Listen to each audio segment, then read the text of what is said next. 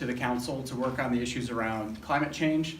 We're obviously not getting any support. We're going backwards at the federal level. So we need to keep pushing forward locally to work on climate change. So that includes whatever happens with our energy utility. We need to keep working on our energy system, decarbonizing our transportation systems, and reducing carbon emissions from our commercial and residential development. And second reason I'm running is to try to make real progress on our housing and transportation issues in Boulder.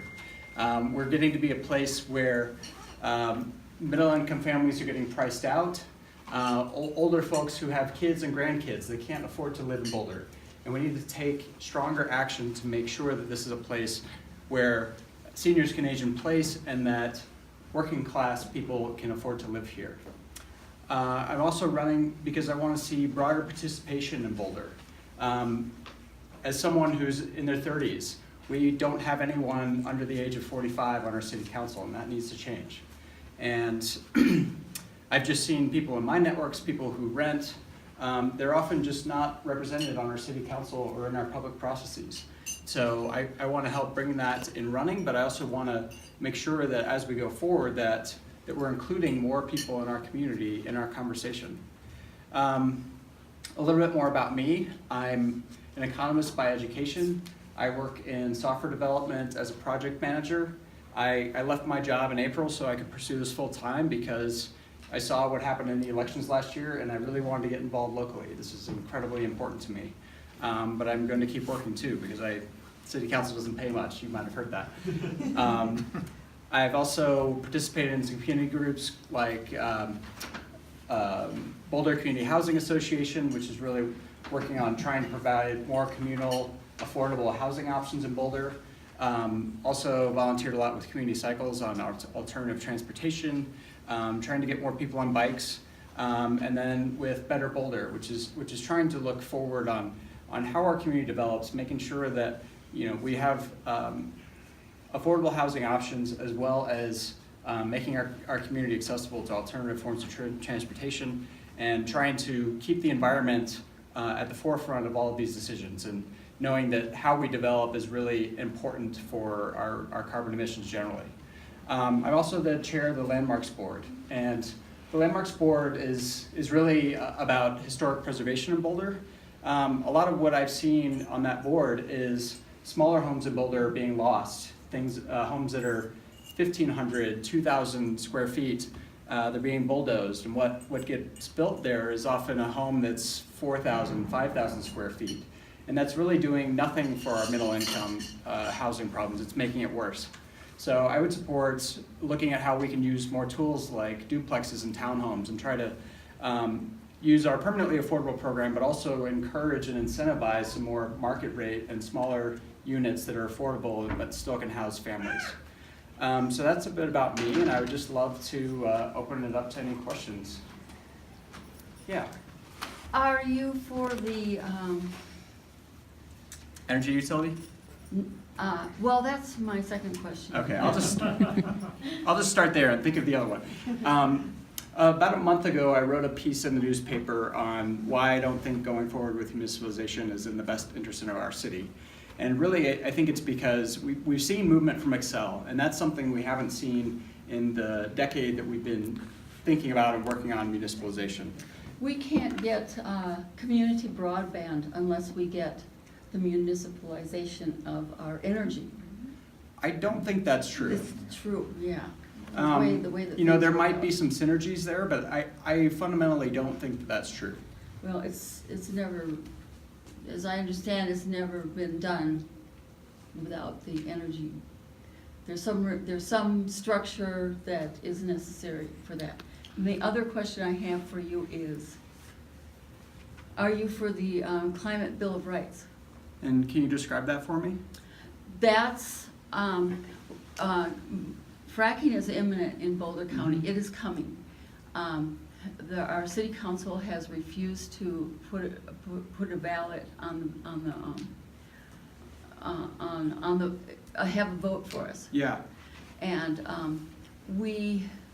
there are those of us who are not open to working with the oil and gas industry. we want to shut this down.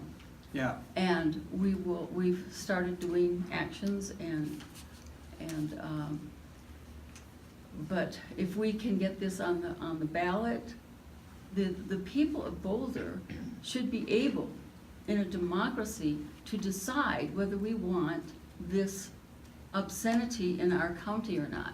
We have only to look at Weld County and the experience of Erie. Erie decided to work with the oil and gas, and they regret it. So,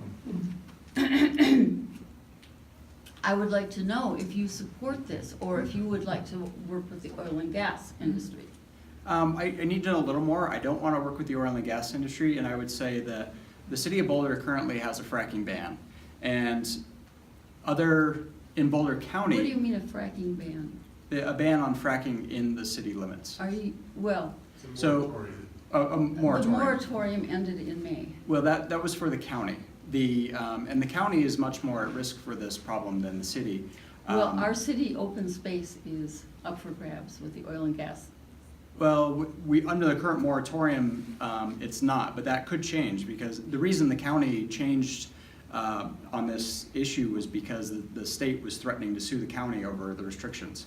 But I'm someone who wants to stand up to keep fracking out of Boulder, and so. Will you go so far as to go the legal route to fight the state? I'm really considering it. I don't have an exact answer on that right now, but I would like to learn more about I what would our have to options know are. all about that, how you felt about those issues before I could vote for you. Okay, thanks. Mhm. Yes. I'm pleased with your position that municipalization is not the way forward at this time. Where do you stand on the propositions? I think they are L, O, and P on the ballot with respect to municipalization. Yeah, and so L is the actual tax. So the tax itself is what's funding our municipalization effort. So it's kind of a proxy for whether or not we go forward. If we don't fund it, it's very, very likely that we're not going to go forward with municipalization. That it's also notable to say that it's a tax increase from where we are today because of the costs that we expect to incur the next 3 years.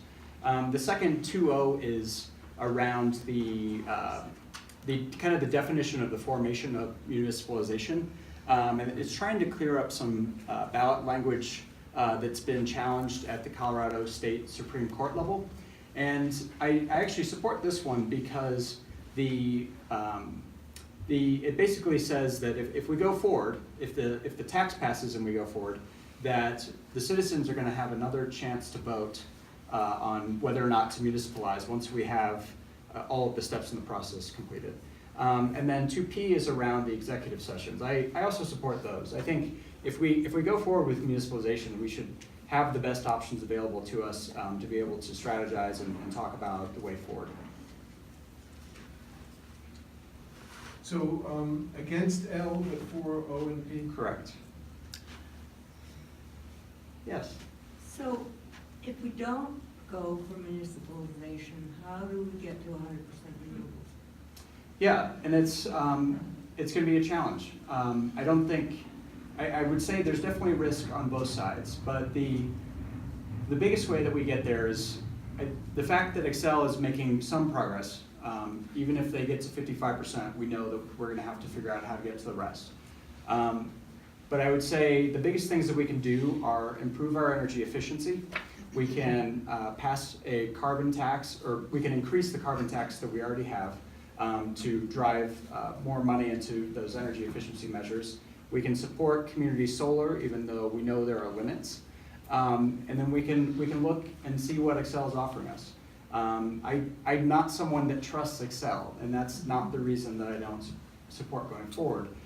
It's that the incentives are making it so that Xcel has incentives to shut down coal plants. And I think they have incentives to shut down most all of them except for Comanche 3, which is kind of the most expensive one that's going to last out in the future. So, I think municipalization itself, if it works out in the ideal case, it'll be a positive. But there are also risks going forward too about how much it costs, and if we take over the utility in 6 or 7 years, we still have to figure out how to get ourselves to 100% too. So it's not a guarantee. I guess that's all the time that we have, but I'll stick around, so